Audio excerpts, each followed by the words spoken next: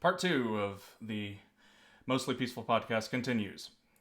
All right, so we've covered our personal views, where we stand, why we're doing the show. Let's move on to what has happened in the last 4 years. Right, so we're taking as our starting point the election of Donald Trump in the United States of America in 2016. So how does it work? The elections held in 2016 and the inaugurations at the start of 2017, right?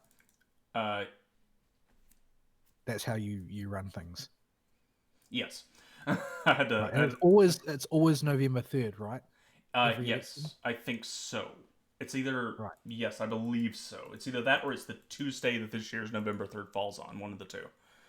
Uh, So I think that the the tone setter for this whole debacle that has been Donald Trump being the governor of the United States federal government, um, the tone setter is that his opponent refused to concede at yes, length. and she sent somebody on stage to specifically say she was not conceding right at first until it became just too bad for her to hold it. There was no tenable way where she could keep claiming she had a chance or there was something going on because the blowout was too bad in the electoral college. So, I think the tone setter for the Trump presidency was actually election night. And if you look at election night, Trump gets elected. Nobody expected this. Most conservatives. And there's lots and lots of montage videos of various media newsrooms get created the day following. Cenk Uygur and the Young Turks especially had a rather epic meltdown that went viral in a YouTube video. I still watch it like at least once a year. Like once every, for the past 4 years, I've watched their meltdown video. It's really a telling sign when even the conservatives were kind of taken aback. I remember election night. I was on Discord with some friends at the time back when I think I was still playing World of Warcraft or something, or a little. It was right after I quit, and I was still talking to the people in Discord. And me and the conservatives were in our own channel, and we were laughing. We were so flabbergasted. We didn't expect to win. Well, I mean, everybody told us that we couldn't. It was like what 99% chance of Clinton victory. Yeah, and I think 98.5 was Washington or HuffPo, one of the two. On election night, they had that on either their website or they published it in the newspaper itself. It's like I, there was no way Trump's going to win. I watching remotely, I felt that it was a coin flip. I thought that it could go either way.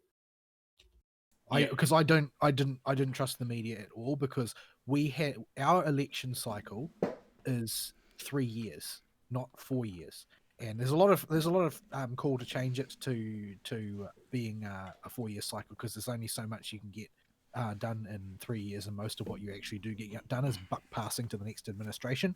But the I've seen a lot of elections roll by now, a lot of them because we have so many more, mm-hmm. and the media is crooked every time. And the polls, while the polls are not necessarily meaningless every time, the more contentious the election, the more unreliable the polls get. And the Trump Hillary election was the most contentious election that I've ever seen, as far as the way it was being framed. So the polls could not be trusted. I assumed that it was a coin flip. Yeah. Inside the United States, we, as a general public, even on the right, had not accepted the total corruption of the media yet. I had, but in general, I don't think the Republican Party had. They still had you still had plenty of Republican squishes at the time that are now diehard the media is the enemy of the people types that at the time said, "Oh, CNN is totally the neutral news network." Yeah, I mean, what I see it as these days is that functionally, the definition of a Republican squish now is a Republican who cares what the media thinks. Mm-hmm. I think that's a fairly good summation. But uh, but yeah, so those of us in the Republican Party in the United States, especially, were totally shocked. Most of us went out and voted because we just really didn't like Hillary and had to do something to say we voted, and did not expect to win, but we could say we tried. And then election night happened and we won. And on the Republican side, we at least with my group of friends, we were laughing. We were so surprised. and I think I was with Cithron and a few others, and I remember the Discord being split into left and right. The lefties had one channel, and the conservatives were in another. And the left, but it's the left that set the tone for the next few years, with the total meltdown of people crying in the street and wailing in numbers we've never seen before. You always have the crazies that do that every year, but the crazies were practically the entirety of U.S. major cities, which are leftist hubs right now, in the streets throwing a hissy fit. Right. So this gets to the elaboration on what I was saying when I said the tone setter for the elections in the United States was his opponent refusing to concede. Both I meant that Hillary's entitled elitist storming out and refusing to give a concession speech, but in addition to that, I also mean the fact that broadly speaking, the Democrat side of the aisle, the progressive side of the aisle, the left-wing side of the aisle, to this very day has refused to acknowledge the current presidency as legitimate. Yep, and you will see them constantly question all the way up until election, partly as part of their attempts to get into election fraud, which we'll get into in 2020, but also as a form of projection, which until this cycle I did not think was a valid way of looking at things as far as psychology goes, but it's undeniable after seeing the left in the last 4 years. Everything they do is projection. You're not going to concede the election. You're not gonna say that you lost legitimately. But what have they done since 2016? Yeah, they are still in 2016 campaign mode. Like, I'm to this very day, I'm astonished that Hillary Clinton didn't end up becoming the candidate, because I expected that they were so set in their ways that they would do that. Instead, they did the next best thing, which is to put out there a totally empty suit who will do exactly as the bureaucrats tell him to. Yep. But We'll get into good old Joe when we get to the primaries in 2020.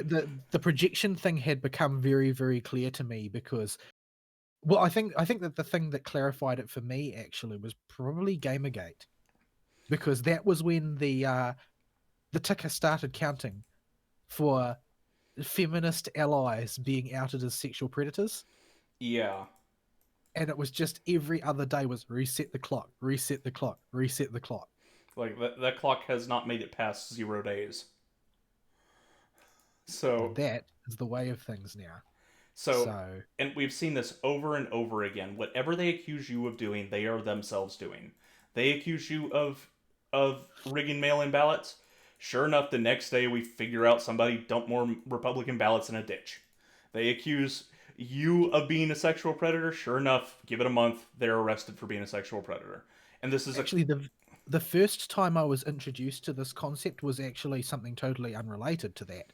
It was many years ago. It was actually a gun control argument.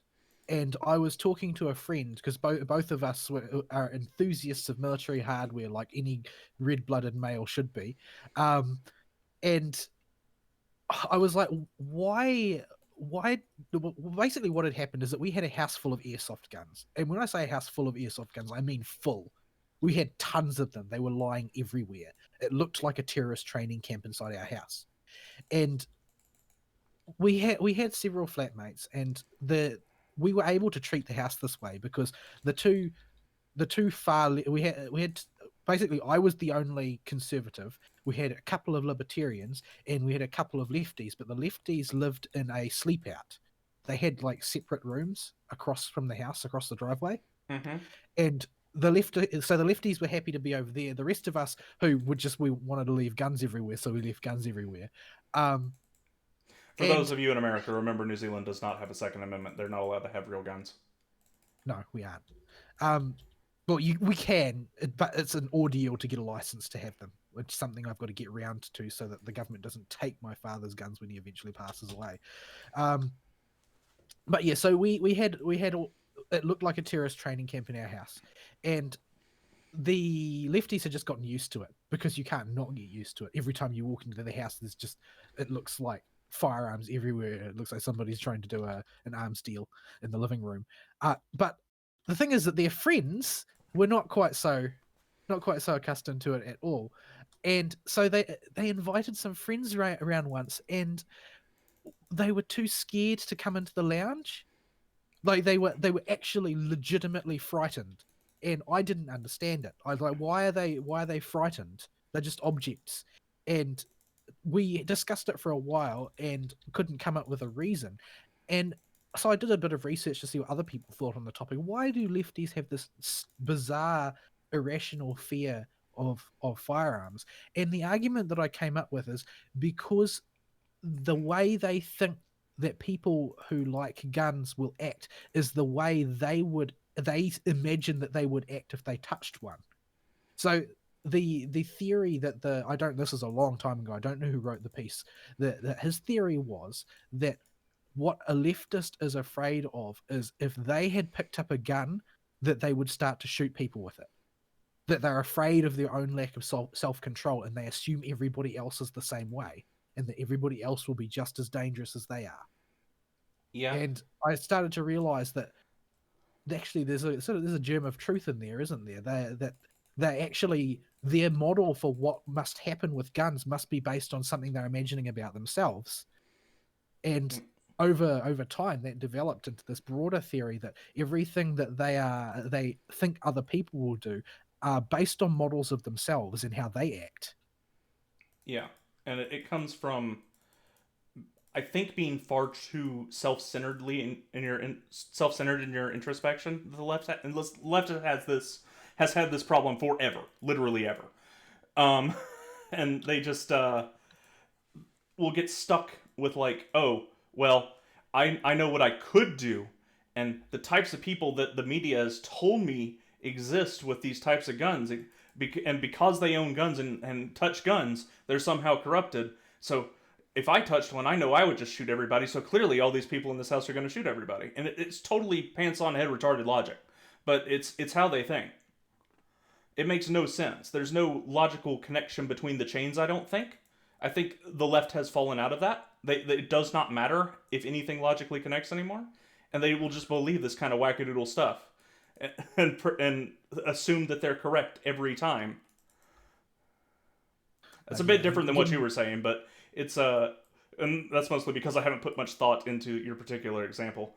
But Well, I brought that one up because it was something that I had experienced. Because there were these people, they came into our house and they were afraid of objects that were just sitting on the couch. They were just sitting there on the couch, and they actually feared to get near them because of what might happen, and it did not make any sense to me. But yeah, getting back to the original template for that digression, is the left's refusal to acknowledge the presidency in the United States as legitimate, and part of that is simply that they simply don't acknowledge the voters who voted for him as legitimate. yeah, if you They remember, they view them as subhuman. during the campaign, the left was laughing and happily parodying Hillary's deplorables comment, and the right used that as a rallying cry. Because, Look at what they really think of you. yeah, and we're seeing that turned up to 11 this year. And I keep saying we'll get to it this year, but I really do want to keep 2020 contained because there's so much to do with it. I'll keep referring to it. 2020 is like at least 7 years long. Yeah, I will continue to refer to 2020 as a thing that's coming up, and we will discuss more of it if we have time when we get there. So, but yeah. So, where was I going with this? This was all about a tone setter, right? So Right. we now have a government elected by the people, brought to power by the electoral college, and not a popular vote, because nobody ever wins by a popular vote. And an opposition which refuses to acknowledge the legitimacy of the president and refuses to acknowledge the what's the phrase, the good faith of the people who voted for him. They assume that they voted for the president out of manifestly evil intentions. That's the common thread that I see, is that they actually think that the motivation for voting for Donald Trump is not that they are mistaken about what is good, or that they are mistaken about what Donald Trump will do or what he is like, but that Donald Trump, they think Donald Trump is as evil as they think Donald Trump is, and they want evil. That seems to be the way that they view things.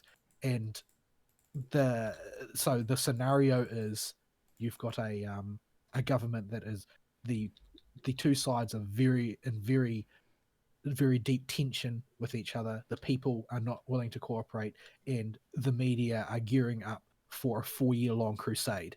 Yep. And when Trump was first elected on the conservative side, you will notice a lot of apprehension at first. The conservatives definitely changed in behavior and their opinions throughout these 4 years. Every single conservative I know changed at least a little bit in their perception of how things worked in terms of governance. The left did not. The left, very much so, from day zero, was all in on bashing Trump. And I think this is a big part of what galvanized the parties to the point they're at now, or polarized rather, because Trump could have been anything. And I think he honestly was one of the more malleable presidents we've ever had in U.S. history. And he could have been anything. But the I left came out so hard that he's like, those guys are my enemy. And I'm going I to do the think opposite of what they want. I think that they were.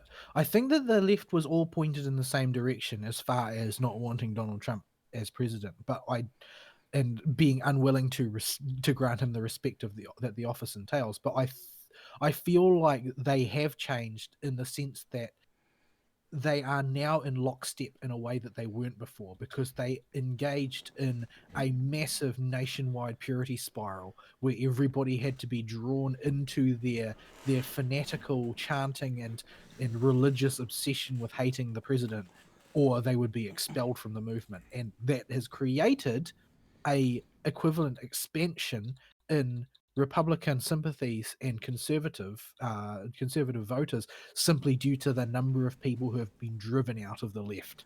Yeah.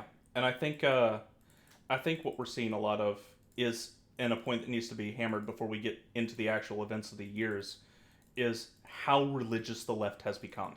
Because I do think this is the appropriate angle of attack for going after the way the left thinks right now. I think it's our best analogy that has the most oomph behind it and is the most accurate. Well, any time that you reject actual religion, the void will be filled. Yeah, and this is the way humans work. It's just the way it is. There's a reason no culture on Earth was an atheist culture before basically modernism. And if they did exist, they didn't last long enough to leave a record that I found.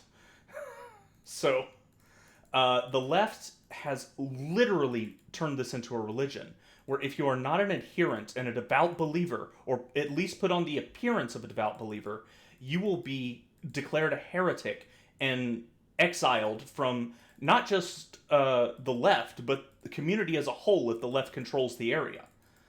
This is cancel culture in a nutshell. It is a method of controlling ideological purity. It's a method of ensuring that there are no heretics spreading heresy throughout their religion. Yeah, and it's why a whole lot of the fight on the public end for the individuals that live in the United States, especially, and the right and generally globally as well, but especially in the U.S., has been breaking this institutional hold the left has on everything because of how much it damages and demands of people to conflict with their own personal beliefs and ideologies, religions, etc., by having to play around and pretend with this woke religion. And they do truly believe things that are taken on faith, like there's more than two genders and stuff. Like this stuff is actual faith-based beliefs.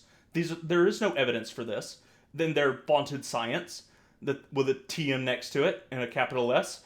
It's totally faith-based, and you see this in all kinds of stuff, as far as up from their belief in sexuality, gender, to the modern Kufin mass. They will just believe things on faith because the leftist orthodoxy said it's true. And to a certain extent, they're afraid of the consequences of not believing it, because of what's going to happen to them. What have they seen and possibly participated in doing to other people who broke from the orthodoxy? And it's a religion with no system of forgiveness as well, on that vein, where if you can't ever be brought back in. Everything that you've done in the past will be brought back to visit you. You can't ever go back once you're caught doing something. Yeah, every single sin against leftism you've committed, unless you are a person of sufficient standing, there is no forgiveness for said action. And no matter what type of groveling or appeasement you try to give to the left, you are the only punishment they have for breaking their rules and their religion is to be declared a heretic and exiled. Or they prefer killed, but they don't have that kind of institutional power yet, based on Twitter.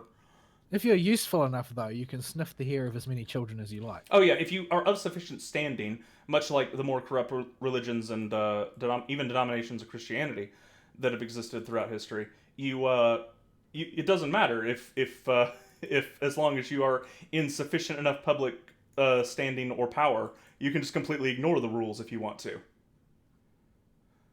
But and this is the problem that we've run into as a society and as a not even just as a U.S. culture, but I think as a, a modern world culture. And I don't like grouping the whole world together, but it really has hit the whole world. Slightly differently in every area, but still it is the same fundamental problem because the left is so unified. The entire Western world specifically. Yes. The Western world, all of those nations whose fundamental precepts originated from Christian ethics have all fallen victim to this same lassitude, the same vulnerability, and it's ultimately it comes from relegating religion to that moralistic therapeutic deism, which isn't about fundamental beliefs and coherent metaphysics, and is 100% about how you feel. Yeah, and if you subscribe to whatever you just called the California pastors or the California Christians, it is if you use that instead of traditional normal Christian values, we see a contamination of sloth invading the world as a whole. We see a lack of motivation to do anything. We see a lack of courage to stand out as an individual and take risks. All this stuff gets bred out of the pool of ideas when you just subscribe to general feel-good moral relativism versus traditional Christianity, which says this is good, work hard, love your neighbor as you love yourself, love God above everyone else, follow these commandments, and you'll probably turn out okay.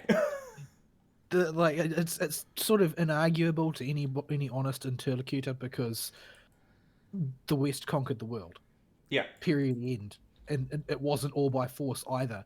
The ideas were powerful enough to conquer on their own in most cases. Yep. But now you see things like hard work individualism are considered white and are made racial issues by the Smithsonian.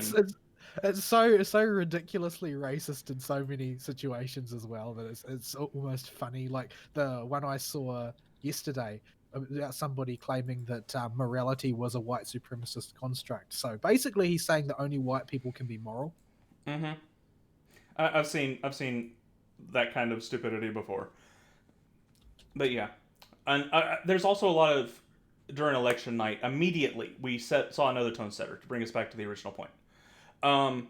The other tone setter was the left has decided if they can't win, they'll just change the rules, and they've always had an inkling of this. And it started with the Senate confirmations with Obama for a Supreme Court. No, hold on. Is that really true? Because I seem to recall the Democrats attempting to pack the Supreme Court in the past. Yes. Increasing the numbers and so on. They've threatened to, but they haven't done anything or made it an official party platform. They tried to in the past. I'm sure of it. I can't remember who did it. They might have, now that you mention it.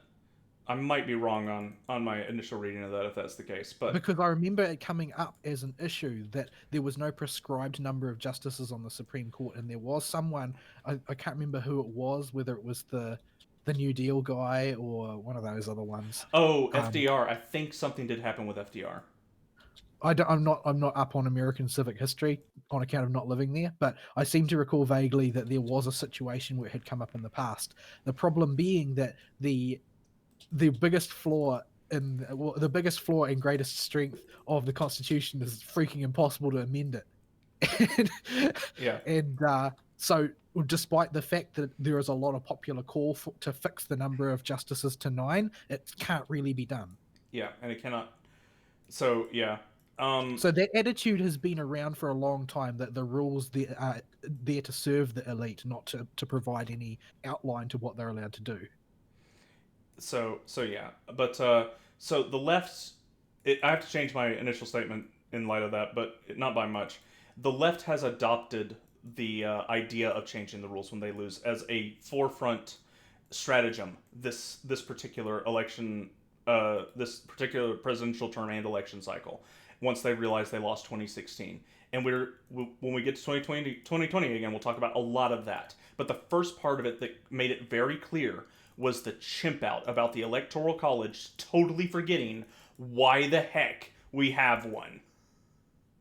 And not. You know, it's funny that I've seen a lot of those calls, a lot of them. In fact, there's an organized attempt to try and pervert the electoral college by forming an alliance between states and their instructions given to electors. But the it's seems strange to me that I don't know whether or not they've forgotten what the Electoral College is for, whether they're being dishonest or exactly how it all fits together. But they don't ever seem to bother to respond when you point out that that's just mob rule by large states. Is that because they actually they can't follow the line of logic that renders popular voting to be mob rule by large states, or that they actually think that that's better? I don't think the left has managed to flip the term mob rule, and it still has negative connotations with most Democrats, and they don't know why or why mob rule is bad, but they know that it's bad when you say it to them, if that makes any sense. So they just will not respond because they don't have an answer. If No, I it's just suppose not. at play there's also this idea that ever present looming idea that you've got to conform to the orthodoxy or bad things will happen. Yeah. So with the electoral college and them chimping out about it, it made it very clear they don't, if they didn't win, they need to change the rules, and that we saw hints of this as them moving towards this in force again during the 2016, I think, Supreme Court hearings for whoever was going on at the time, where they changed the number of votes required in the Senate to confirm a justice. And this is coming back to bite them in the butt, and we'll get to that in 2020. Not like they haven't been warned umpteen times about It's that. not like they were warned when they did it in no uncertain terms by a certain turtle who likes cocaine a lot. But yeah, it is something that I have noticed, and you should keep in the back of your head as we go through this. And along with the religious topic I mentioned earlier, while we go through the years. And can you think of any more groundwork we need to lay for how the left thinks and does things before we jump right into the topics?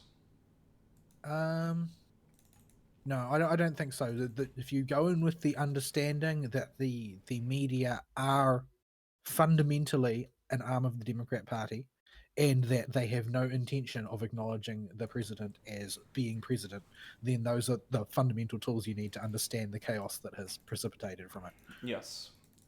And you do need to very clearly understand, to get our point of view, that we firmly believe the media organizations, especially the mainstream media organizations, are corrupt beyond repair.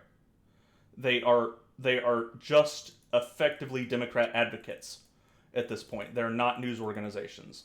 And Well, this, and some of them are just ex staffers, aren't they? yeah, and if you look at their connections, it proves it out in connections they have between higher ups at these media companies and the Democrat Party and politicians in the Democrat Party. It's all over the place, even at Fox News. So yeah. All right, let's jump into some of the highlights. These are kind of a shotgun approach for the 2016 to 2019. Yeah, there's so much has happened. Like, Donald Trump is 100% right when he says he's gotten more done in his, what is it, 47 months than Biden's Yeah. 47 years, because he has actually done a lot of things, regardless of whether or not you think they're good things or bad things. He's definitely done a lot of things. Yeah. So we initially put basically everything he did for 2016 and 2017 on the list when we were writing up the stuff to talk about, and we realized really quickly we ain't getting through all this. It's impossible. That would be like a 14-hour show. and this Yes. isn't rantathon time. So we culled it down to a reasonable list that we still probably won't get to everything, or we'll have to only touch on some things. And we will be leaving stuff out. It's just the stuff we thought we had something to say about was left, or stuff I thought I had something to say about was left on the list, and anything Vol stuck on there afterwards. So that's where we're going from this, and they're in no particular order from 2016 to 2019. We'll go vaguely in the direction moving chronologically, but it's not strictly speaking that way because I didn't want to look up the dates for every single little thing that happened. So let's see.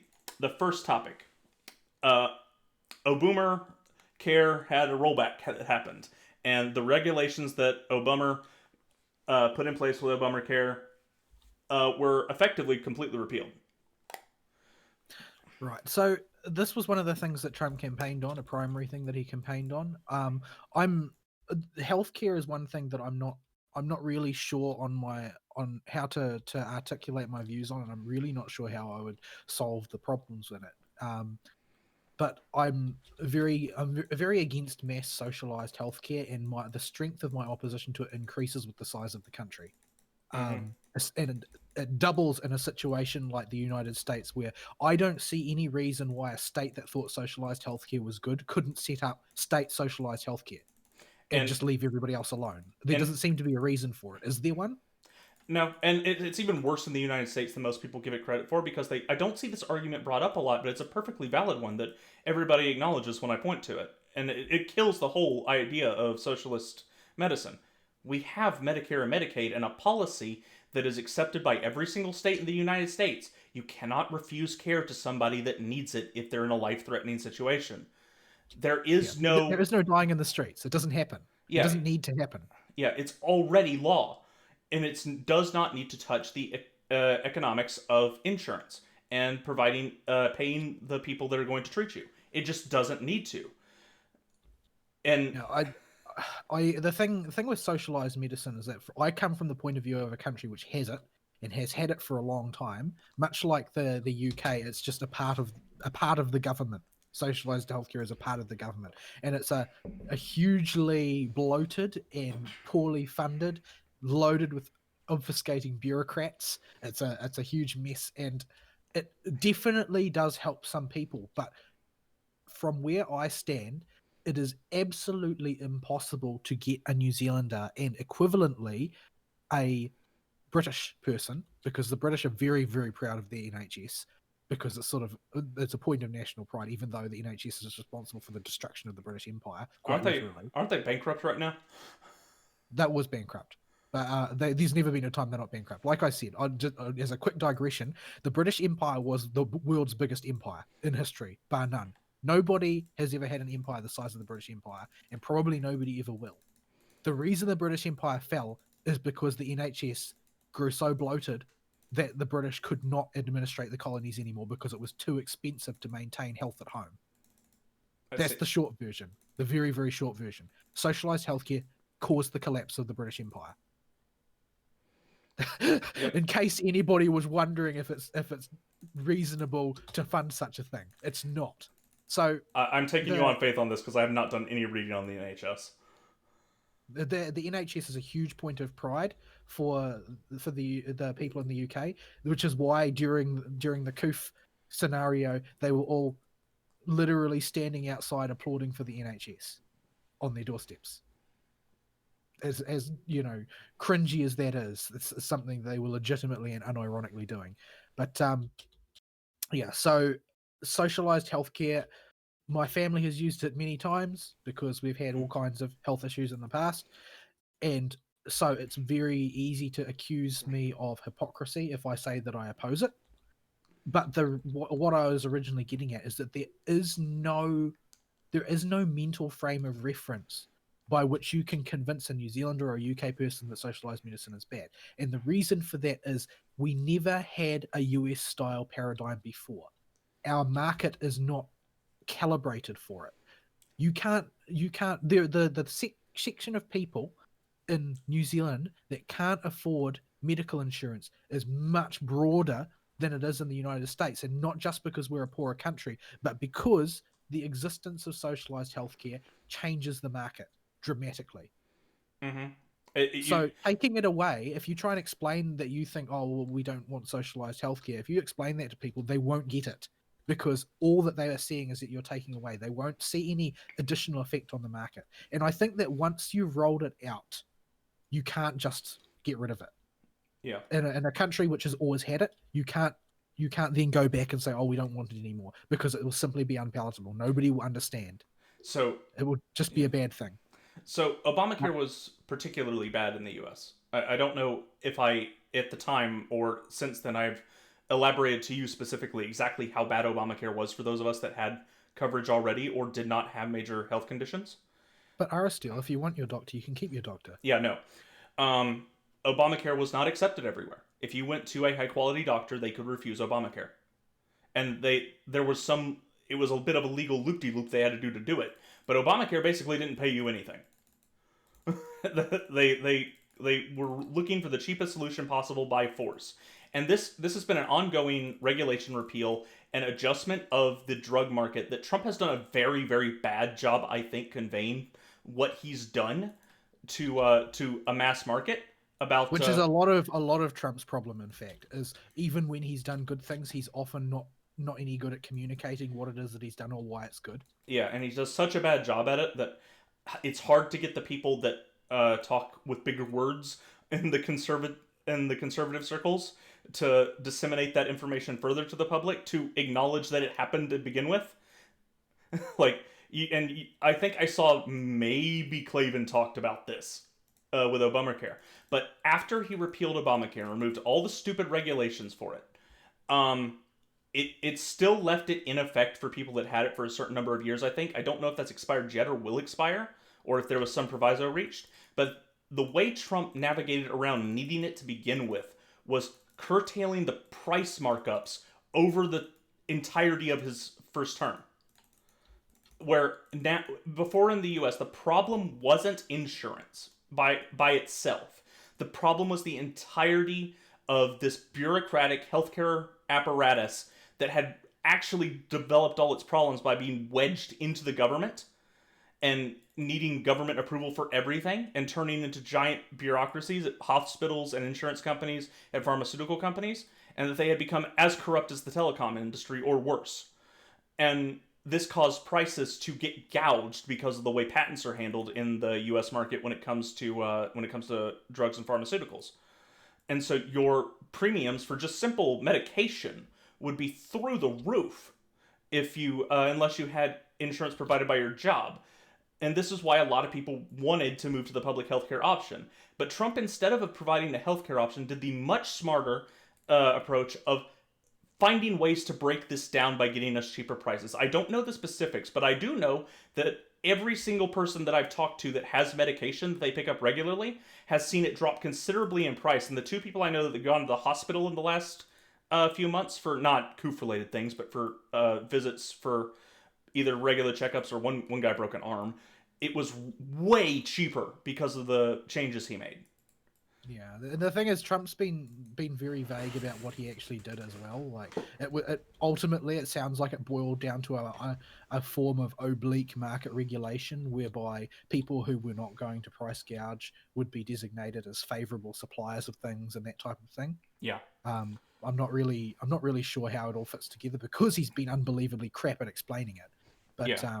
But it is very important that you know in it effect, happened. it seems to have been an improvement, but one of those improvements that is made but nobody notices it until it really concerns them, because it's not really, it's like he didn't pass massive omnibus legislation to do it or anything, which is how the left does everything. Yeah, he just jiggled regulations and the way he enforced the law with certain companies and international companies specifically to make importing things like drugs easier.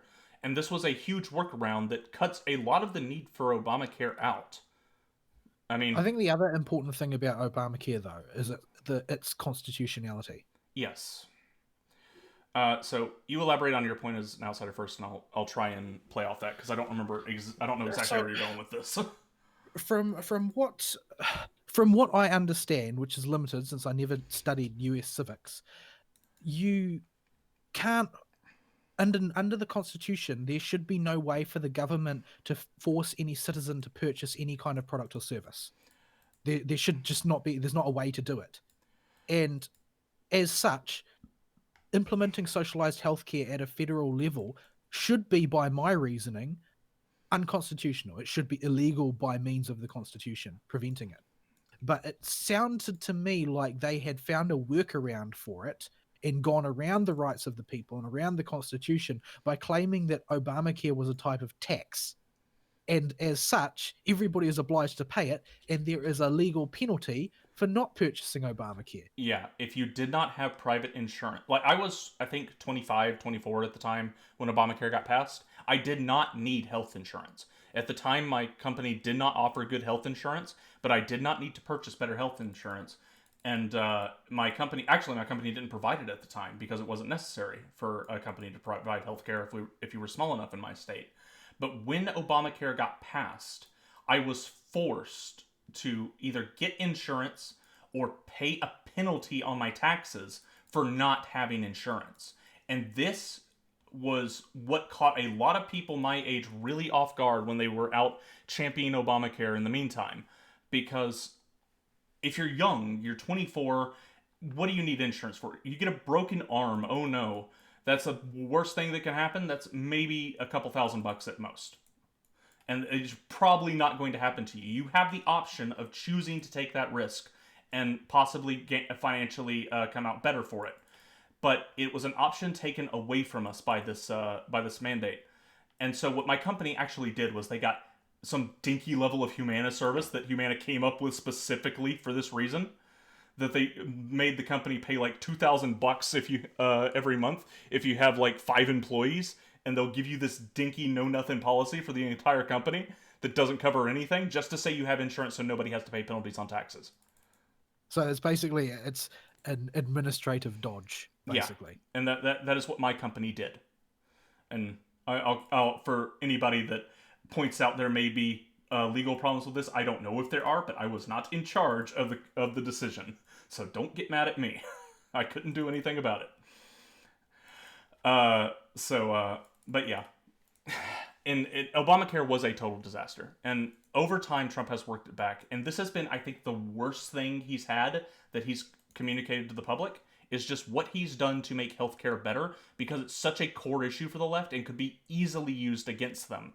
If you highlighted things like, I've lowered drug prices by doing X, Y, and Z, I've set this up so that Obamacare is no longer necessary, and also all these lies you're spinning about how people are just dying in the streets because they don't have healthcare are complete BS. We have a right to life policy, effectively, not in the abortion sense, but in the sense that you need to be given life-saving treatment. I think the contrast here is we have this word, Obamacare, and whether or not people know what that entails, everybody thinks they know what it entails. Yes. Because there's this one word that encapsulates everything that Obama did for socialized healthcare. Trump has no equivalent word because he didn't pass some giant piece of omnibus of legislation and regulations in order to bring about his changes. There's no marquee name for what he did to resolve the health problems, the health system problems at all. And it's ultimately just a branding problem. Yeah, and to be fair, there isn't a whole lot Trump can do as far as that. He's a savvy businessman, but just sticking your name on everything and coming up with names for your primary opponents and your opponents in the general is a bit different than coming up with a name to sell something to somebody that doesn't have Trump on it. I mean, he could call his drug price reduction the Trump correction or something, the Trump care. I was trying to think of literally anything except for Trump care. Trump care. But yeah, it is a point that I don't think is a strong suit of his, and is very hard to come up with a solution to by itself. The other thing is a lot of the people who've been advocating for socialized healthcare, they're not the people that even need it. They're all rich. They've got good health insurance. As somebody who lives in a country who doesn't have health insurance, is not something that you need to have in a sense in this country because there's socialized healthcare, and a lot of people have it. A lot of people don't. My family don't. we decided to bear the risks because we're not that wealthy. So we were going to rely on socialized healthcare. And we have at times. My mother had neurosurgery, and that was covered by socialized healthcare. And she's had surgery on her knees, that was covered by socialized healthcare. The thing is that sometimes it doesn't work out the way you think that it should. Like my father walks with a permanent limp. Why does he walk with a permanent limp? Well, you see, his surgery to remove the cancer from his leg and then repair the damage that was done by removing the cancer in the leg after it, that got put on a waiting list. They got put on a waiting list for Oh, years, in so it fact. got into the He was muscle on and a it. waiting list for years, and by the time the surgeon was actually permitted to cut open his foot and try and repair the damage done by the previous cancer surgery, to do the remediation to allow him to walk properly, he opened it up and he basically looked in and he shook his head and said, "This damage has set in too much over the past few years. I would have been able to fix it if I'd been allowed to do this earlier, but because you were on the waiting list, there's nothing I can do." Yeah. That's what happens when you're on socialized medicine. And that's a bigger issue. If you want smaller issues, I keep using broken arm because it's something simple that everybody understands. But you fall and break your arm, you're not gonna get. They're gonna set your arm, put it in a splint, maybe if you're lucky, if you go into the emergency room, and you're not gonna get any proper treatment you need for that arm to get it make sure it's healing right or anything. You're not going to get any kind of transplant if you need an organ for a long time. You're going to sit there on a waiting list. You're not going to get premium cancer treatments like we have in the U.S. if you have any kind of cancer or disease like that. You got to wait for slots to be available because if everybody has health care to show up to the doctor for whatever reason, you have to wait behind everybody. Yeah, socialized healthcare. It's not all. It's not all. Sunflowers and roses, and it's just there are severe drawbacks to it. And people that don't have socialized healthcare think that it's going to be great, and Then they people get it. that do have it think that losing it would be the end of the world. But the reality is that neither of those people have seen what those worlds look like. If you want a good perspective on this, I probably won't recommend him too much to people that might click on this. But Steven Crowder has a very good perspective on this because he has lived with both socialized healthcare and private healthcare, and he has covered multiple times throughout his career in as a solo content creator what it's like to go from socialized healthcare to independent healthcare, and how much better independent healthcare is. And if you want more information on why stuff works, you can check out his stuff. Okay, the next thing. What time are we at? Okay. We got time. Trade deals, federal restructuring, and economic deregulation. This has been a hallmark of the Trump presidency that, although is not big or flashy, needs to be talked about. Well, this is what produces that economy that he was so proud of Yeah, before everybody said you have to end the economy. yeah. Before the entire world collectively lost their minds, but yeah. So first off, we'll take each of these three in a bit of a different order than I have them written here. So federal restructuring is fairly standard for each president, although Trump streamlined a whole lot of stuff by just cutting a lot of fat in the federal government, which is always good. He kept shuffling people around, unfortunately, because he couldn't seem to get a good hire to save his life for some key positions. He had some very bad draws, and some people were very good liars to him, and he kept having to fire people until he finally got a stable staff near the middle of 2019.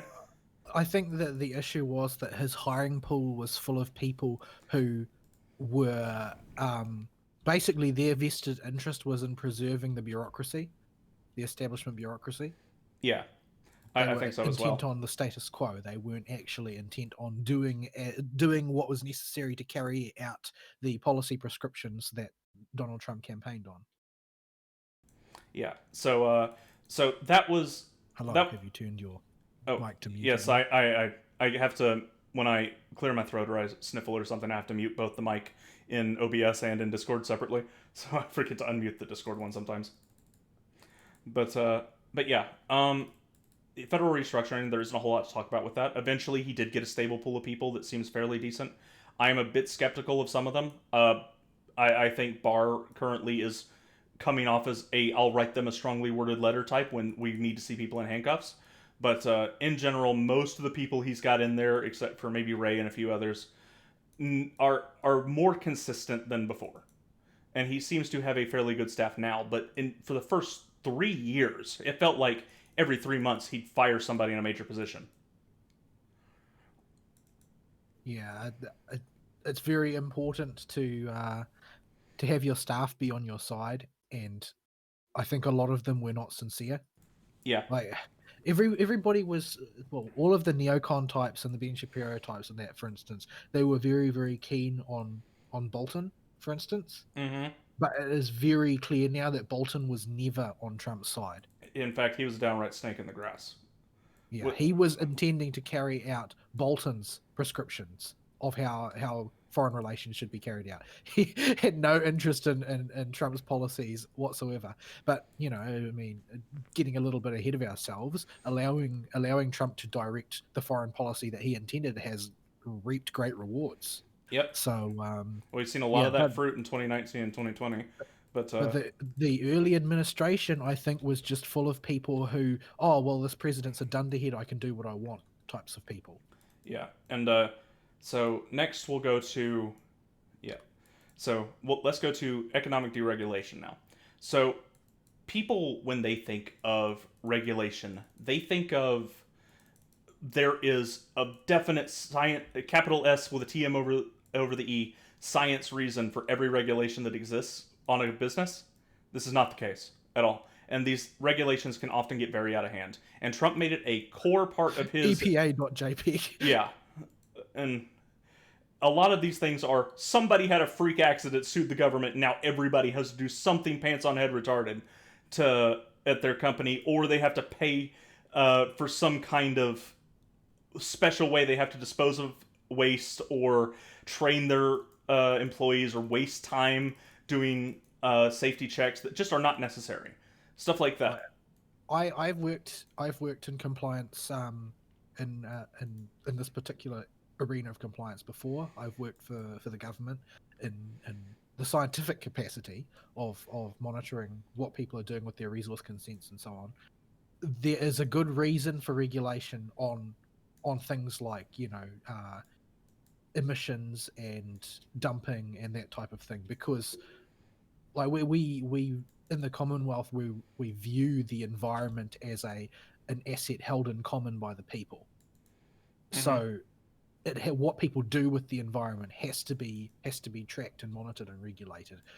The thing is that it got to the point with institutions in the US like the EPA where you didn't have control over anything of your own property, because they would make up some way in which it was tied into the public good, and then they would prevent you from changing the plumbing in your house because that uses water and we regulate water. I remember when my grandparents on my mother's side, when I was right before I was a teenager, they were building a house up in Sky Valley in the mountains in the Appalachians in North Georgia, and they had to have the entire house rejiggered for an extra 6 months because the stairs going from the first floor to the lower floor that went off and hung below the side of the mountain were half an inch on one of the steps too big. And this is not a business regulation. It kind of is, but this is a more personal than business regulation. But it's things like this that these kind of government regulations will wind up doing, and they will accrue costs either with time or money that require business owners to have to work around them. And I noticed this when I took over finance at my company, and that as the longer the Trump presidency went on, the less hoops there were to jump through. Now there's still a lot of hoops, and it's still a pain in the rear, but it's not nearly as bad. And people will say things like, "Oh, we got to save the polar bears." I swear it's the polar bears every single gosh darn time with these freaking crazy Why? people. Why would you save the polar bears? They're one of the only animals in the world that has a positive KDR against humans. Yeah, and the polar bears are doing better than ever, by the way, or at least they were a few years ago. So, but that's what they think this is. Oh, we can't let the polar bears go extinct. I'm like, number one. Is that one of Gore's things? Yeah. He used polar bears a lot in his documentary. Why do people still credit that guy? Isn't it almost universally acknowledged that that was bullcrap now? No, the left in general believes it, and they think South Park's parody was just them being over the top. They didn't think it was actual parody. I was pretty sure that there was some they were actually commanded to issue a formal retraction of their content or something Oh well, because it was deceptive. they have to. Every single environmental group these days has to do it at some point. It just kind of happens. Uh, but uh, but yeah, that's economic deregulation has been very helpful to not get too far off in the weeds here. Uh, where was I going with this? But yeah, the point of why this was such an important thing is because these regulation uh, apparatuses that the government sets up and the people that run them, to justify their continued existence beyond enforcement of whatever they have and to continue to expand, they have to come up with new and more creative regulations and find reasons why they need them, as is the nature of bureaucracies. And so they always will expand and overreach on everything given enough time. And this will be a theme with a lot of stuff Trump has gone through and deregulated as we go through this. But Aristile, the bureaucracy must expand to meet the needs of the expanding bureaucracy. I know.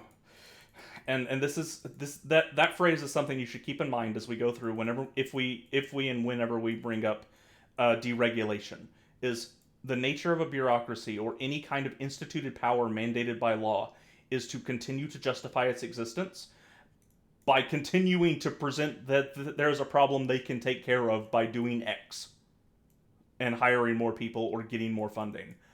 So, and this always has a blowback on the individuals that are just trying to, set up a business. So yeah. Next, trade deals. This has been a huge deal in the Trump presidency, and he has It's done not a. something I know anything about this one because I don't know about NAFTA and that sort of stuff. I don't know the specifics of each one, but in general, it appears to relate mostly, as far as NAFTA went, to the trade of raw materials rather than finished goods. I could be wrong on that. You'll have to check me. But in general, every single business owner that had to deal with NAFTA, we do not at my company. We manufacture everything inside the United States, so international trade agreements do not work. But in general, this has made stuff way better for people at businesses that were affected by it. Companies like manufacture cars and stuff like your Fords and your and stuff like that. They just seem to be able to pay their employees more and hire more people because they don't have to pay as much for either materials or whatever else NAFTA covered. And ever since the change away from NAFTA, I've heard stories of people that work in the manufacturing industry, in my examples, where they are just telling me, oh, my paycheck just went up as soon as NAFTA got replaced. So, Trump has championed this a lot. There are people more knowledgeable than either of us about this. And it has been a big point. He has done a good job branding it as a good thing, but he has not done a good job explaining everything that went into it. So, if you want more information, you'll probably have to do more reading on that one. But there's a lot of he's very pro tariff, and this is one of those things that's a little bit hard for me to understand in the way it all fits together because tariffs are traditionally regarded as anti-free market. Yeah, and But they're seen as punitive as well. yeah, the thing is that there are countries like China, basically. That's what it Yeah, comes down to. at the end of the day, there are bad actors and they need tariffs. We cannot play with Yeah. people that are not going to play fair with us. And the whole world has been taking advantage of the US. And broadly speaking, not the specific trade agreements, which I'm a little sketchier on, broadly speaking, when it comes to contributions towards international programs, like the World Health Organization, for example, the US has way overpaid our share compared to everybody else who is benefiting from it.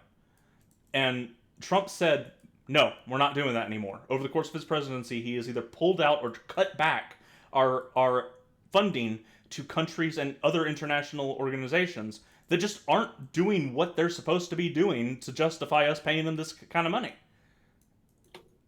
So the World Health Organization is the premier example. We straight up pulled out of that one, and I think we were paying something like twice the closest country to us, or something crazy like that. I don't know the exact numbers. It was more than that. I think it was pretty significantly more than that, in fact.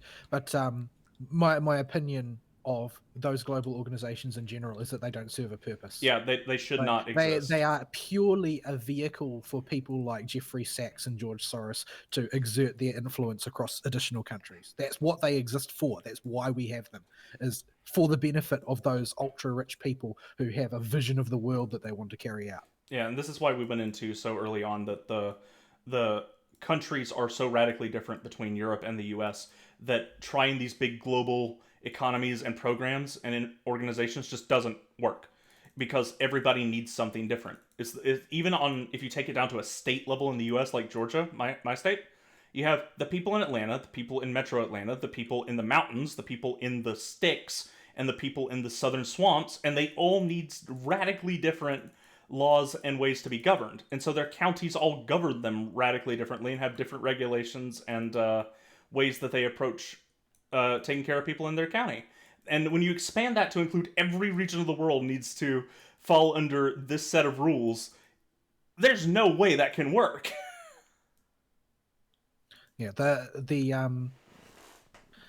the Catholic term for it in Catholic economic philosophy, such as it is subsidiarity, and that's the principle that all governance should the greatest governance should always take place at the proximity closest to what is being governed. So the local should take precedence over the regional over the national, and the national over the global. And to do otherwise is going to cause problems. Yeah, and I think Trump has done a wonderful job. And again, we'll get to more of this in 2020, but he has been the most federalist president I can think of in history, where he has deferred power to the state. Certainly post Lincoln, he has been the most federal of any leader, where he has recognized that every state needs to govern itself differently, and so they are allowed to make their own decisions. And that further trickles down. If you're lucky in my state, I was worried about Kemp at first, my governor, but he has come around and actually run that that federalist program down to the county level, so that counties are what govern our area for the most part in Georgia. This is why Atlanta has a ton of problems with 2020, and my county, Because they're trying to be a little Los Angeles. yeah, and my county, the sticks half of Gwinnett doesn't have any problems because our part of the county is exempt from all the dumb regulations that are on the Metro Atlanta side of it. So yeah, we'll cover this more in 2020, but it's something to keep in your back of your head as we go on. Next, the biggest campaign promise, or the most visible campaign promise, needs to be talked about. The beautiful wall, the bigly beautiful wall. From what I've heard, he's actually gotten a lot of it built. Yeah. Even if Ann Coulter doesn't think so. And Coulter doesn't think so, and these people thought this thing would be erected in a day or a year. There was no way. I don't think the expectations were reasonable. Like, if Trump really was a monarch, maybe he could have done it. It would have cost him in popularity to do it because of the requisitions overreach that would have been required. But if he was a monarch, he could have done it. The price of getting the wall done at the speed that they wanted would have been astronomical. Overreach. And they needed to figure out exactly how big they needed to make the wall, what materials to make it of. Trump made these big promises about the wall, or not promises, but statements about what he wanted for the wall. I don't recall him ever promising how big it was going to be. But they had to cut it down from what Trump originally pitched. It was going to be big and beautiful. Yeah, just the biggest. We have the best walls, don't we, folks? And yeah, it had to be negotiated down to get a reasonable price, and Trump still had to strong arm Congress to get them to give him funds for that stupid wall. It's not a stupid wall, it's actually highly effective. And we saw a couple things out of this that I want to highlight with the wall. It's important because it was Trump's most visible campaign promise. It is a symbol of Trump's 2016 run, the wall. And he not only, it was such a pipe dream when he said it that most conservatives and Republicans I knew were like, there's no heckin' way that he's going to get that thing built. It's just not going to happen. But he went for it, and he fought for it the whole time to keep his promise. And it wasn't the typical politician doing their best to keep their campaign promises, where oftentimes you'll see them cop out and say, well, I just couldn't get it done, as many presidents have done, like moving the embassy to Israel and stuff, or to Jerusalem. But he actually fought until he got it. And it wasn't something as simple as moving the embassy. It was building a giant nation-long wall. And he got it done. And this showed his commitment to keeping his promises and won a whole lot of people over by how hard he fought for that wall. Yeah, I don't think he hasn't gotten credit for it though, because it wasn't the sort of the dramatic thing that a lot of them No. envisioned. I think that they were expecting like the Great Wall of China. No. And they were expecting him to make a whole bunch of imperial pronouncements and that sort of thing, and squawk about how the Mongols aren't going to cross the border anymore or whatever. But bad hombres. Very bad hombres. I don't think that their expectations were in line with reality. Yeah, and I think that it has been a bigger fault of Trump to not curb legal immigration than it has been to not curb illegal immigration, because I think he has curbed illegal immigration pretty substantially based on from the statistics I've heard. Legal immigration, on the other hand, is still way out of hand. That is a problem, by way of demographic replacement and white people by the left being encouraged not to have children or made impossible to you can't have children because once you make it past 24, there's no conservative girls left. They all get snatched up because there's so few of them. So now I'm depressed. I'm just gonna go and curl up in the corner. Yeah, I should have found better ones in college than the ones I found, instead of ones that came on the Discord and told a 16-year-old all our private exploits. That was a bad decision on my part. Yeah, well, I mean, I don't know what was wrong with you. The only exposure I had to that particular creature was on the internet, and she was always horrible on the internet. Godus is real. Yeah, don't ever forget it, kids. So, tangent on. Although nobody should be under any delusions to the contrary now that streamer culture is a thing. Yeah, and but yeah, back on the wall though, and illegal immigration. Illegal immigration was a problem in the South, and not a small one. It was a huge problem that was running out our local jobs big time, because it was in the South. It's true, but I would have thought that the Californians would also see the problem. You would think so, but they did a very good job with their messaging on the Democrat Party of marketing it as a benefit with the Dreamers thing, and that has a lot of sway with the more emotionally inclined left. They really bought into that, I think, and so they didn't care, and they could not. They do not have a understanding. The general populace left, not the ones in power, but the general population does not understand what that does to the job market and what that does to the people in your local community that work in the industries that are affected by it. For instance, in the South, it was especially bad. And these people would come to Georgia, and that was their point. They would stop along the way, but a whole bunch of them would go all the way to Georgia. And because we had the best rates and work available, because Georgia is a growing state right now. We are doing incredibly well, and have been for the entirety of the last, aside from during the recession, the entire last decade. And so they would keep coming over here, and you'd see, your buddy that used to work in construction. No, I can't keep the business afloat because a bunch of Mexicans came over and they worked for way cheaper. And it was the South Park. They're taking our gerbs very literally, and it was happening in real time. I have a similar experience, like in the industry in which I work in scientific technical services. Like if I take my workplace, for instance, trying to think if there are actually any other New Zealanders than myself. Yeah. No, I don't think that there are. They're all born in another country. And so, yeah, you just see all these blue-collar jobs going to illegal immigrants, and then they flood your county, and they cause all kinds of issues with the general populace, where if an illegal immigrant gets in an accident, guess who has to pay for the car damage because they don't have insurance? You do. They have no liability insurance. Your insurance has to cover it. And that's if you have collision, by the way, or if your liability covers for illegal immigrants. Either way, your premium's still going up and still money coming out of your pocket. And this happened way more often than the media will cover. Every single individual I know that worked in any kind of job where they had to drive around a lot got hit by an illegal immigrant at some point. Every single one, except for myself. And their premiums either went up or they had to pay for the repairs out of pocket. And so that was the most visible way that most people in the South, as far as the people I communicate with, found out how bad it was. And the other was seeing their friends that worked in construction or blue collar jobs just say, "Oh, there's no work right now because all the Mexicans come do my job for $2 an hour."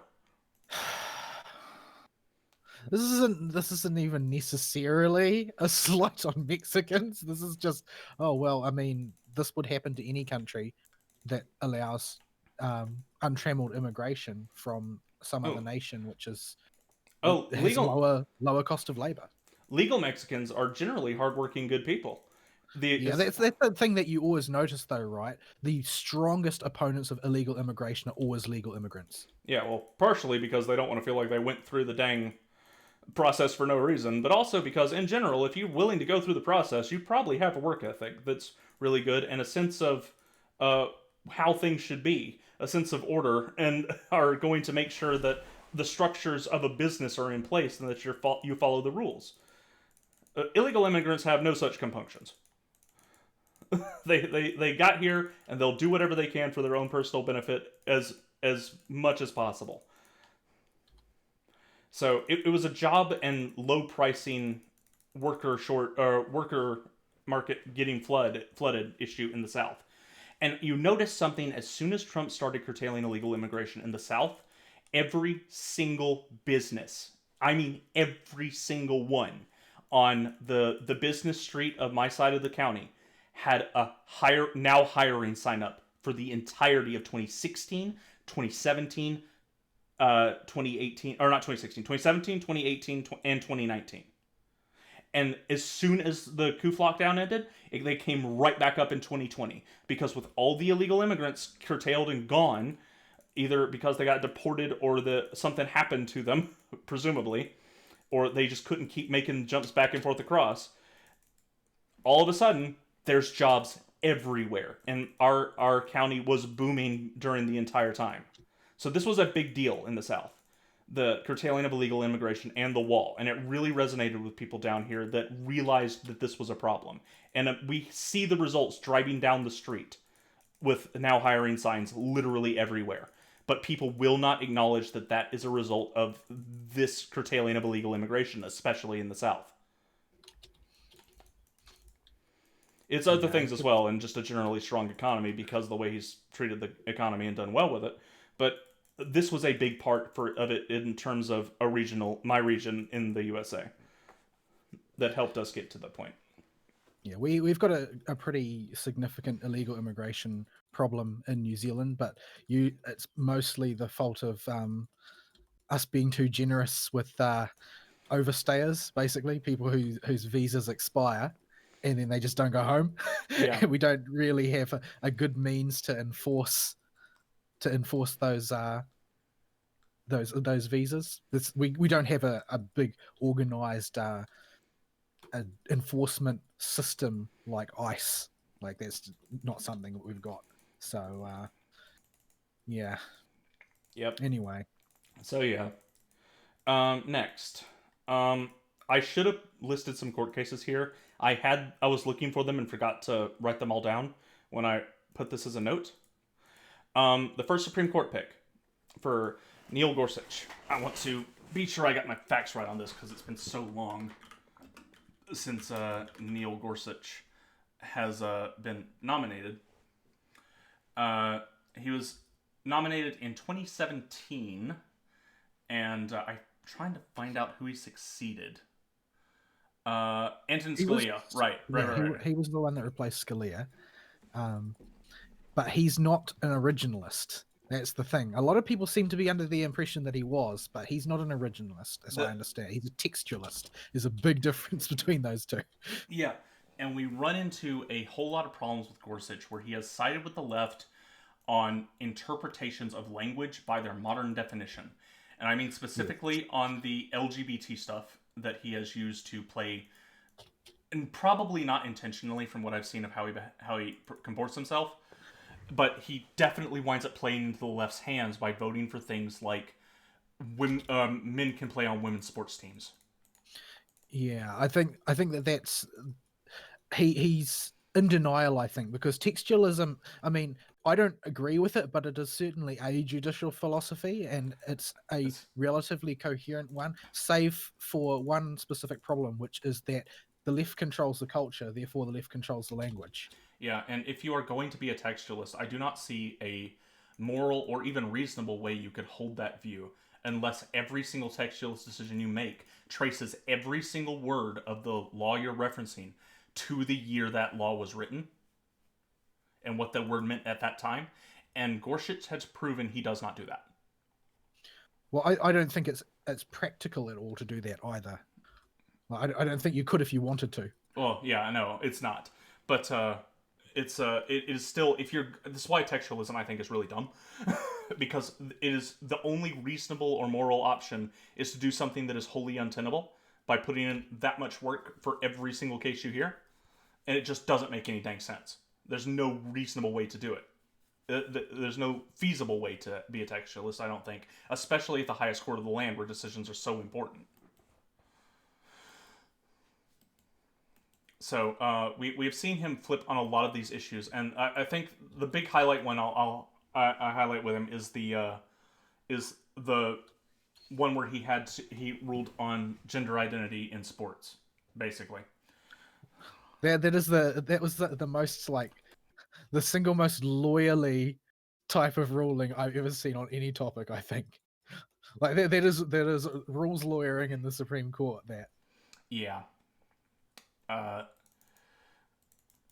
so, yeah, Gorsuch has a lot of people have called him a snake in the grass, and I think that is not an unreasonable interpretation of what he has been. Although I do I not think think it's I think it's more likely that he just has a philosophy that just doesn't work in the real world, or it yeah, doesn't work anymore, and he hasn't really come to that sort of realization. Because I mean, when you adopt something as your judicial philosophy as a professional justice, you're there's a lot rolled into that. There's a lot of commitment there, and I really don't think that he's ready for what that means in some ways. yeah. So Because it's one of those things, though, right? Everybody thinks that they've got a coherent philosophy until it turns out not to work. yeah, and so what you find is Neil has sided with uh, the left a lot. I'm checking some stuff while we talk about this. So I'm trying to pull up his Supreme Court hearings, but DuckDuckGo is not cooperating here. So so yeah. Dang it, it's not showing me the cases. Anyway, um, I wanted to check some stuff about what the case I cited there, but I'll just have to go and hope I was right. If I was wrong, you'll have to correct me. But but yeah, Gorsuch has a perception now on the right of that is very negative, and it's understandable. I mean, this I don't think even he was the first any type of I think he was the first judiciary anything Trump was involved in because he inherited it from the issue of the 2016 debacle with nominating on an election year that year. So Yeah, that was one that was delayed by Mitch McConnell until the election was over. But they had the mandate to do that, in my opinion. Like yeah, as I understand it, the Supreme Court looks at the amount of mandate, the amount of control and political influence that the president has at any given point in time to justify whether or not something is within the ambit of their authority.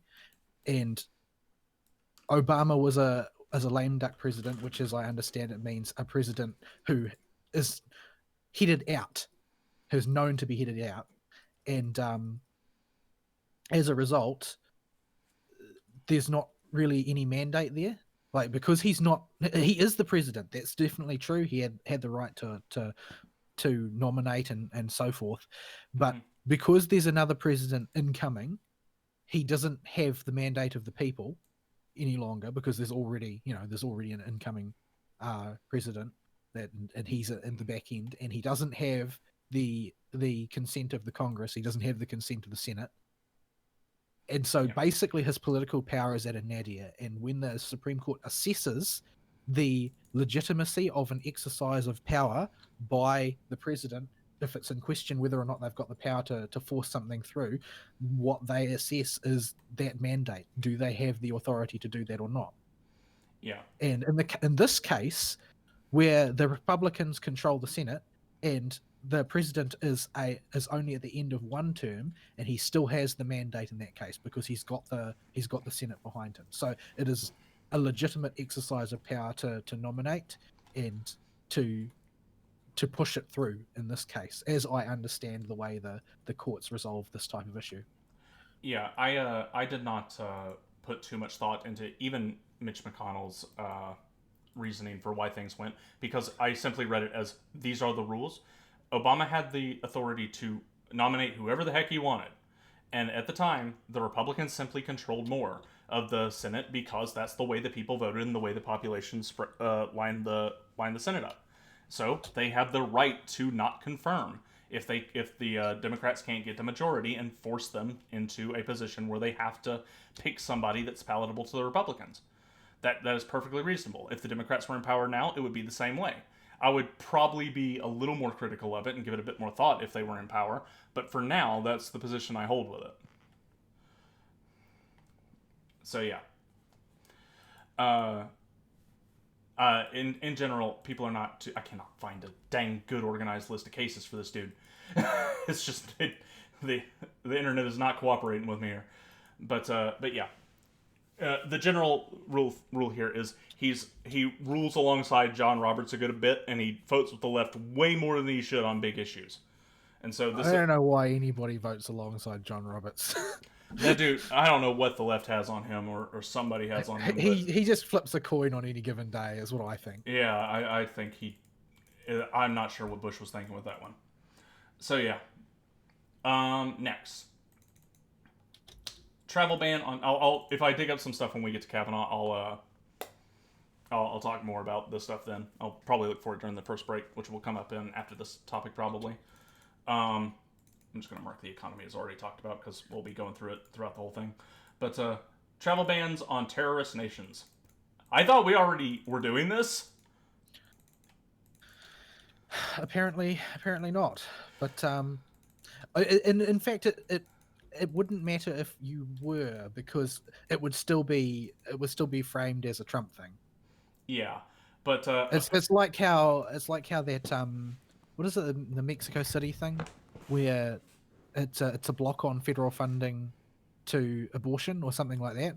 Like that is something that has been ratified by every president since it was introduced, but it's now a Trump policy because Trump ratified it when it came up for renewal. Mm-hmm.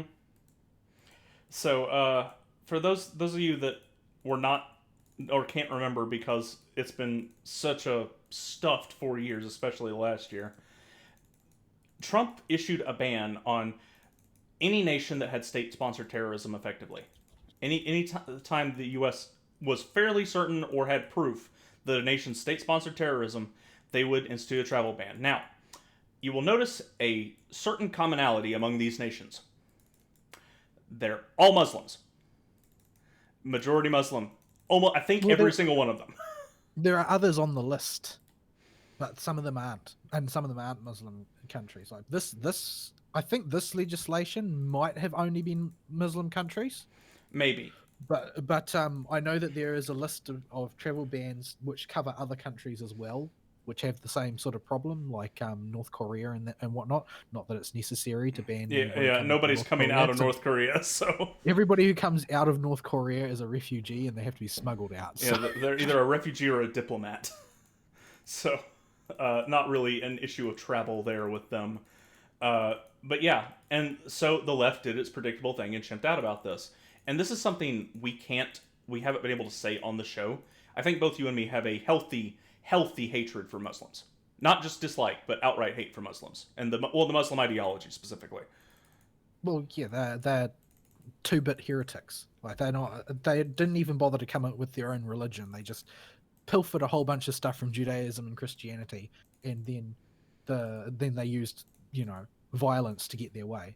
But Like more, the entirety of the Middle East and North Africa was all Christian until the Muslims came along and murdered anybody who wouldn't convert. yeah, and That's what their ideology is founded on. I don't care what anybody says about. Oh well, I mean, you've got to reinterpret it with the times, or you've no, got no, to no, no, no. have a debate about whether or not the violence is intrinsic to the ideology. No, of course the violence is intrinsic to the ideology. It wouldn't exist without the violence. That's all there is. Like, There's nothing else. I point this out to people a lot because I'm in the South, right? So Southern Baptists are probably the most populous of the denominations of Christianity down here.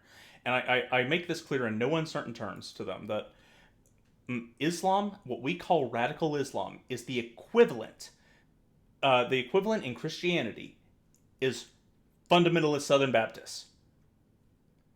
That is what you're looking at here. You were looking at a textual fundamentalist reading of their book, and that is how you get the extremists. Now, one religion, when they do that, promotes ministry and going around and helping to make the community better, despite what the left says, and the Westboro Baptist Church doing their best to make us look terrible. But and the other religion, Islam, advocates killing everybody and Christians, especially Christians. Well, they hate Jews. Christians they are allowed to enslave, but they have to kill all the Jews pretty much. Yeah. So, like, I do not understand how people can sympathize with a ideology that mandates killing. And Well, it's simply because they don't know anything about it and they refuse to know. Like, yeah, well, a friend of mine said that the fundamental left wing view of Islam is Christianity for brown people. yeah, That's what they see it as. yeah. It's silly and it's racist, but being silly and racist is basically the left in a nutshell. And talking in those terms is the easiest way to communicate to people just how bad Islam is. And it is they have got such fervent support lately. Now that it's been about a decade after 9/11, people started waving Muslim flag, the metaphorical Muslim flag every 5 minutes, especially like companies and the left in general. That my favorite thing to watch is how they have completely forgotten that most of the Crusades were Muslims are coming, Muslims are causing problems. We need to stop that. Yeah, it's without getting too deep in the weeds. The core Crusades, which make up the central focus of what we remember about the Crusades, they were defensive wars, very limited defensive wars that people gave up their lives and livelihoods in order to go defend the Holy Land.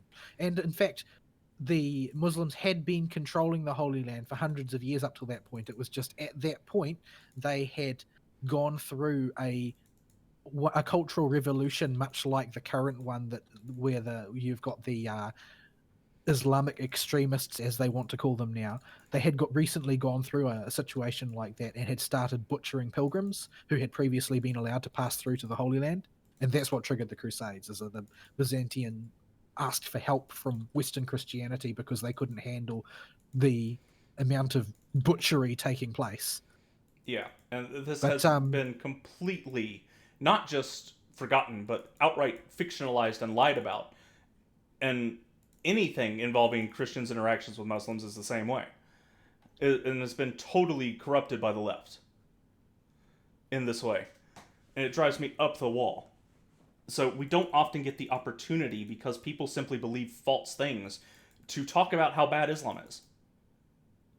Yeah, I don't see why it has to be something that's maintained institutionally as part of the whole neo-Marxist doctrine that anything that comes out of the West is bad. But it doesn't seem to register with them that I say that the Middle East and North Africa were all Christian. That's strictly true. Like the bulk of Christianity throughout early Christianity was not white. All right, you can't make this about white people and brown people, because that was not the case. Like there's why the really ancient churches. I think the oldest continually standing church building in the world is a Catholic church in India. Yeah. Like that's the thing with a religion which evangelizes the entire world, is that they aren't really that concerned about skin color, no matter how much you want them to be. Yeah, well, But the whole point of modern, or not modern, but uh, of Christianity was you don't have to be a Jew to be a Christian. And so anti-racism and anti-nationalism, not nationalism, that's the wrong word, but anti-racism was built into the dang thing. The Book of Acts repeatedly talks about how witnessing to the Gentiles. well, that's what the Book of Acts is about. Yeah, well, yes, I'm talking in softer language for people that may not be as into the text. That's the entire purpose of the Book of Acts, basically. I wasn't entirely sure. I didn't forget something that was different. But yeah, it's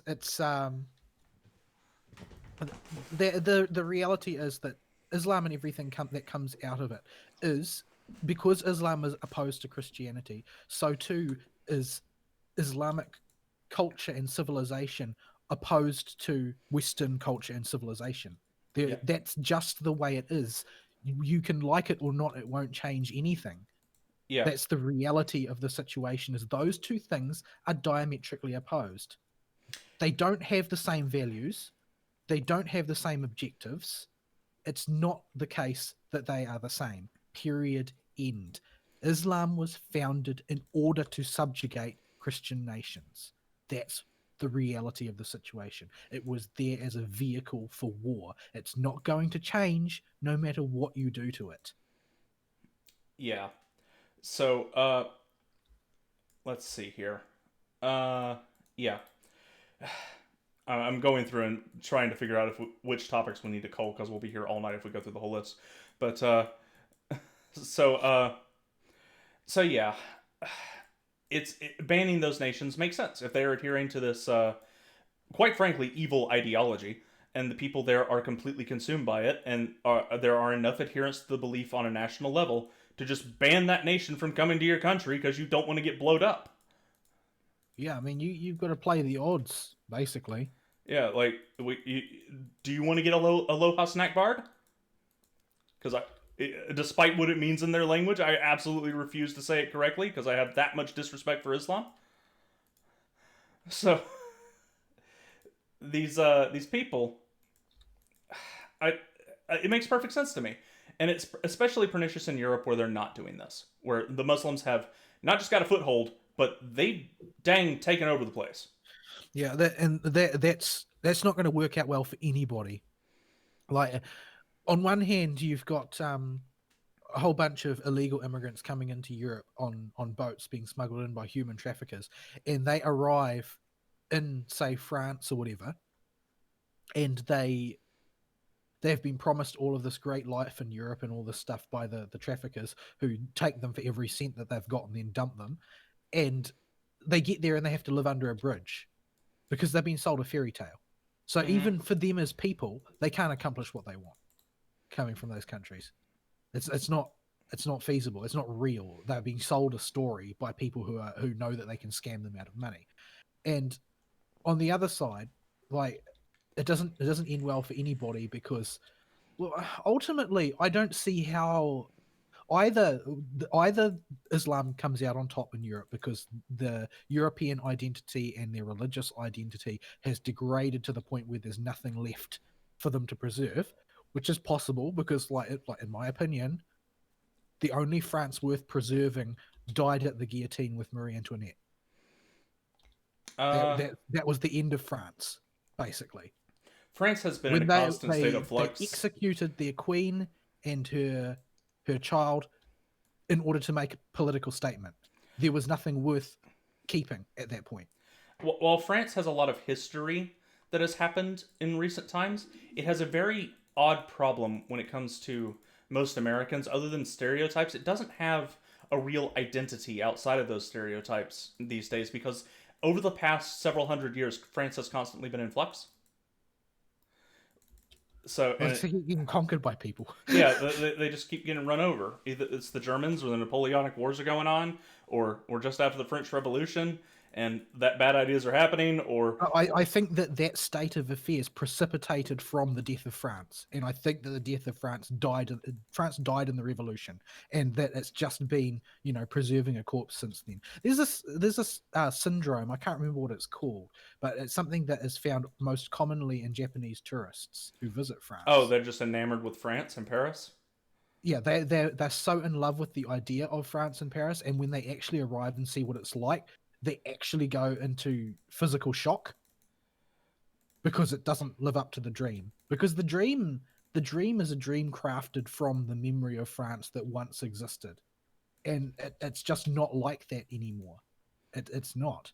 And the job of killing was happened at the guillotine, but the desecration of the corpse goes on to this day.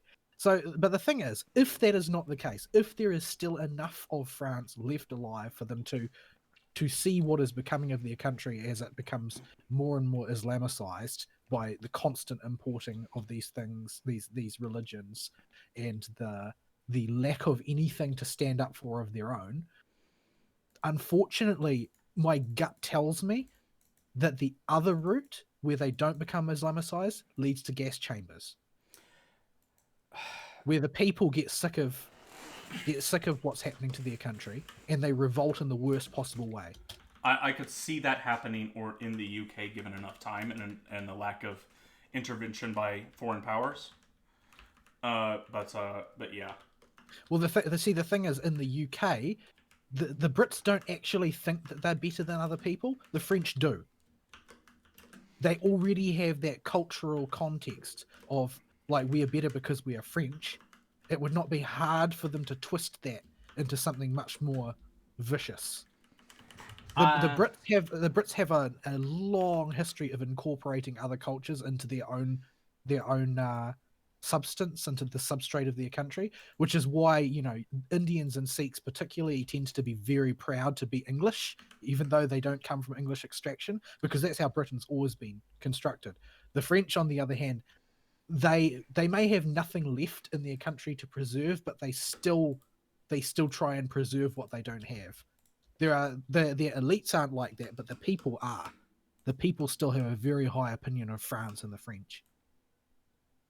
Yeah. Like you can just see how they act in concert when they don't like their leadership. The massive riots that they've had over the past few years. Mm-hmm. That is the French people when they think they're being put out. And it would not be hard to mobilize that same energy to a much more nefarious end if it ended up being that we think we've got too much Islamicization. They won't get out. The current crop of elites are just they're sitting in the parliament and doing nothing. Well, I guess we need somebody more radical, and there are plenty of people who are willing to take that up. And it's such an easy idea to sell because the Islamicization of Europe is a visibly pernicious influence which has real negative effects on the lives of everybody. It's not some delusional idea or conspiracy. There's a reason why the capital of Sweden is also the world capital of rape. More rape happens there per capita than anywhere else, and it's because of the massively intense Islamicization. Yeah. I can buy that. But I have to do a bit more specific reading about the Europe side of it. I have a very general understanding of what's going on, but I'm not very versed in the specifics. Other than there are, unless it's the rape gangs in London. It is certainly a crime that nobody seems to be upset enough about that. And the big problem with politics in the UK is it's completely ossified. All of the good things that the current Conservative government has done, however few they are all done after the manner of Donald Trump's amendments to the health system, and that nobody knows that they've happened. That's typically what's happened. So they've done things to like they recently banned they did their own ban of critical theory, in a sense. Like basically they banned any school from using radical political groups, material from radical political groups, or any groups who have ties to radical political groups, and naming specifically communism and anti-capitalism as groups that are forbidden from supplying material for teaching in Britain. They did all that, but they didn't say anything about it. Can you imagine what a bump to their popularity it would have been if they'd bothered to say anything about it? But they just did it in the background. So they've got a really bad PR issue as well as being a bunch of spineless idiots. So yeah, they probably didn't say anything because they didn't want to take the hit from the media. But you can't keep getting elected that way. So yeah, there's a lot of problems in Britain, but Britain's problem is ossification, like because they're trying to use a textualist version of conservatism, you might say, in the hopes that if you just freeze in place like a statue, nothing will change. It doesn't work like that. Hello. Hello.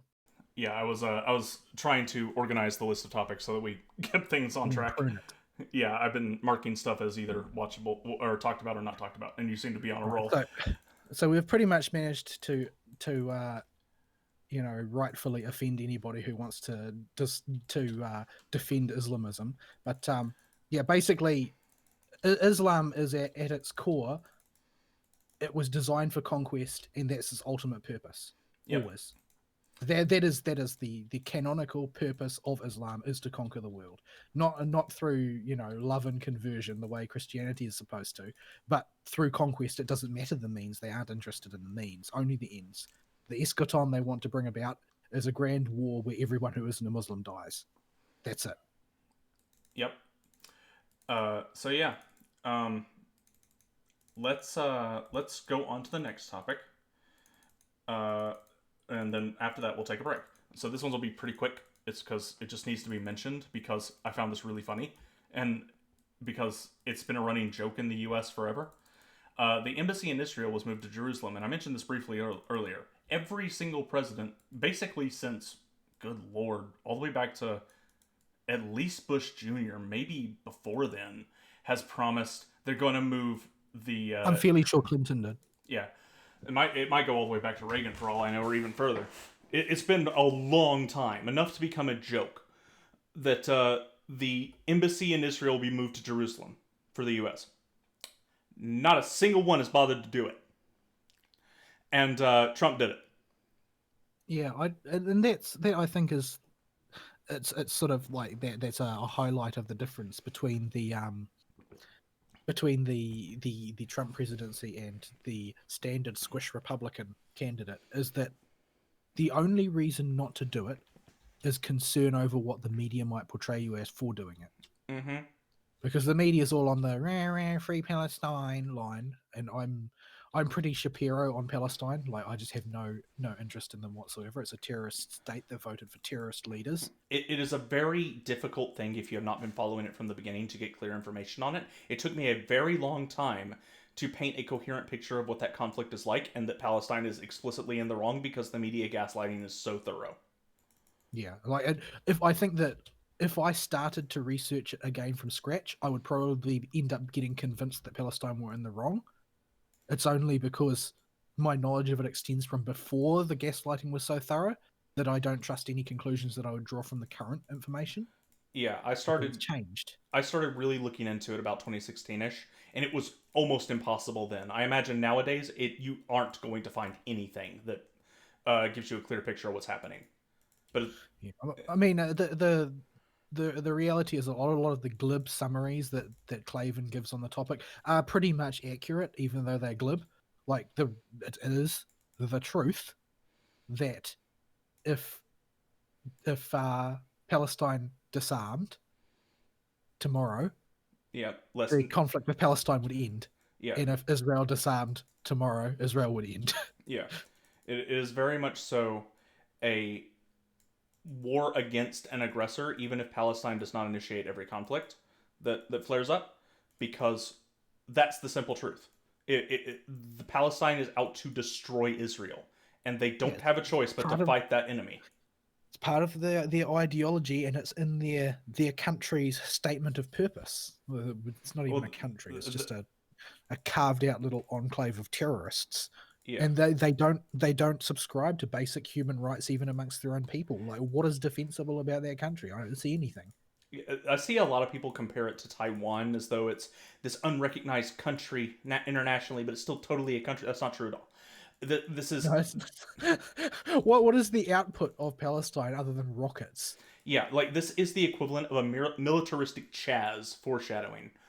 But it is not anywhere close to a legitimate nation. They do not provide anything for anyone else besides maybe a few oil folks in the area that ship independently, not through Palestine itself or the Palestinian Don't those whatever. don't those all go straight to like Iran and stuff? Yeah, they probably go to Saudi Arabia or Iran for all I know, and I think it's on an individual level. There's no state movement of goods at all because obviously they can't do that. The state puts 100% of its budget into rockets, so Yeah, so this is just a more. This is what the Chaz would be if it was Islam